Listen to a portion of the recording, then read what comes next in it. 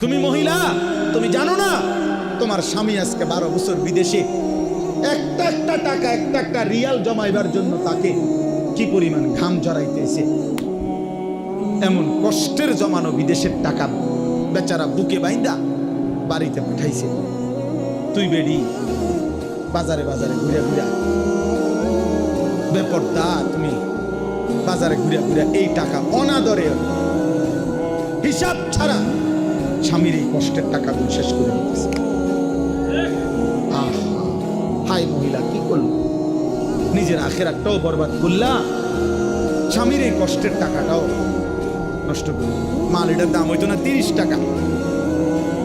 হেবুডির একটা আইস দিছে, আইস দিয়ে গেছে আপা যে কোনো কারো কাছে 450 টাকা বেশি। সবাই দ্বারে দাম কইয়া কি আর লাভ আছে নি? এটা সবারই কইয়া কি আর বুঝবো নি?